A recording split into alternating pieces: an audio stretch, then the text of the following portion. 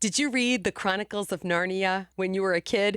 Maybe you're like me and you'll read them for the rest of your life. The 7 books written by C.S. Lewis tell the tale of a lion named Aslan, who really represents Jesus Christ and what he came to do in our world. Listen to this. I am in your world, said Aslan, but there I have another name.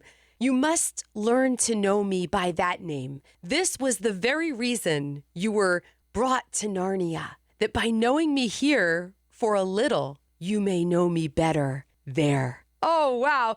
It is such a privilege to welcome C.S. Lewis, a.k.a. Peter Cook, to the morning show on Spirit 105.3. Hi, Peter. How are you? Pretty good. How are you doing? Oh, my goodness. I'm delighted to be talking with you because you're playing one of my favorite people ever at the Taproot Theater. The show is called Lewis and Tolkien. Wow, that is so cool, Peter. It's really a lot of fun. It's really, really a great show. I think it's a great show. Sorry. I'm certain it is. Have you read Narnia? Yes. When I got cast for the role, I read it again. Wow. And, yeah. Wow. So how did the Chronicles of Narnia inspire you to play C.S. Lewis? This is like huge. I'm nerding out. Well, I mean, it's just he's just wonderfully creative and wonderfully detailed. Everything in the Chronicles of Narnia, like even from the very beginning, the magician's nephew.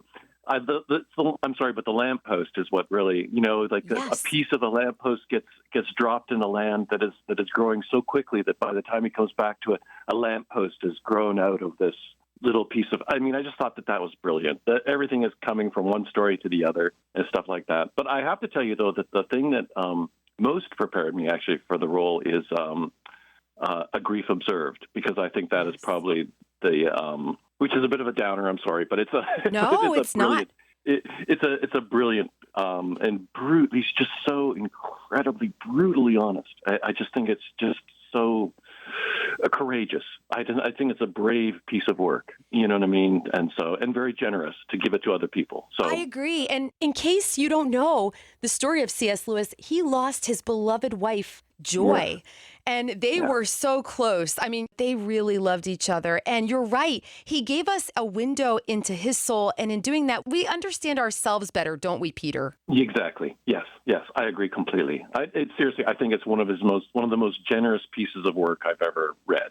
Wow. So yeah. That is so powerful. Well, he was also a consummate storyteller on the page, but I'm wondering, what was he like in person, do you think, having studied him to prepare for this role? Well, just to be perfectly honest, he's 63 at this time that I'm playing him. And so I actually was concentrating more on what he was like as he was older. I'm not sure. The impression, at least from the director who did, and the literary managers, who are both like incredibly, like there's Sonia, who's the dramaturge, and then there's Karen Lund, who was the director. They were basically portraying him and suggested that I look at him as being basically the class clown. Oh. Do you know what I mean? Like a very, very boisterous. He loved having lots of friends. Friends were very important to him, and the more the better. Yes. He was not, which is very different from Tolkien, who's played by Jeff Allen Pierce, who is he likes his relationships to be singular. Tolkien is very singular, whereas the more friends C.S. Lewis had, and the more he could get them in the same room, the better. He was the person that organized, I think, anyways, my understanding is that he organized the Inklings and first got that going. Yes. And they would meet at a pub called the Eagle and the Child. Did I get that right? Yes. In the rabbit room of the Eagle and Child, yes. Oh, the Bird and Baby is what they nicknamed it, the Bird and Baby. That's so awesome. I didn't know that, Peter. So what was the friendship like between C.S. and J.R.R. Tolkien? It was the most interesting, like that's the other thing. He did not need you to agree with him. But you needed to be able to defend yourself. You know what I mean? Like he was interested in learning as much as he could. So Tolkien and C.S. Lewis did not see eye to eye. But boy, oh boy, one of the things in the play is that they may not agree about the the things, but they shared the same passions. Yes. You know what I mean? Yep. They wanted to talk about myth. They wanted to talk about story. They wanted to talk about fairy stories in particular. They may not have approached it the same way or agreed on, its place in the literary, a world or whatever, but they certainly had a passion about it. So, So I think that, and I do know that C.S. Lewis was absolutely, believed that Tolkien was probably the best author on the planet at the time. He thought, he's in my top 3, I think. Yeah. Well, there's a time that C.S. Lewis apparently, and I hope I got this right, in 1961, he was on the committee for the Nobel Prize, and he actually nominated Tolkien to have the Nobel Prize.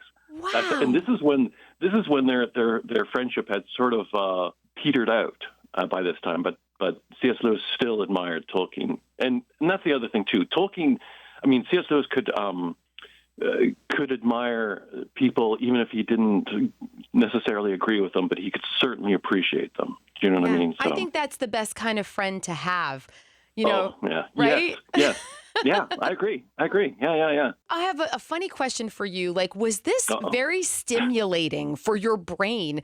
To interact in these dialogues that they had together, it must have been. Yes, it was really interesting. And again, I have to keep on talking about Jeff, who plays Tolkien. There's so much energy coming off him, and he's so good. Yeah. That it's been so much fun to just say these words. And I have to tell you, you can't say I think it has affected me slightly because you can't say these. Some of the words are just. C.S. Lewis had just a wonderful way of turning a phrase, and so you can't say these words without eventually I've said them so many times now that it starts to affect you a bit, and you start thinking a little bit more about how you should manage how I should manage my friendships and how Wow. And I will tell you one thing. Sorry, I probably shouldn't, but I should. If there's anybody I see with has suffered a significant loss, I will certainly know what to do now. Wow, that is what a gift. I will not run away. I will go flying towards them. So anyways. Peter, that's really powerful. So if there's somebody who is actually going through a season of grief, you would recommend this show, wouldn't you? I think I would recommend the show, and I would recommend A Grief Observed. Because he doesn't pull any punches. You know what I mean? And he goes through a lot of pain and a lot of he's not quite sure about his faith or his beliefs or any. You know what I mean? Everything gets questioned. He does not pull any punches. So, it's an incredible story. And I'm wondering, do you put on a British accent for this show, Peter? Yes.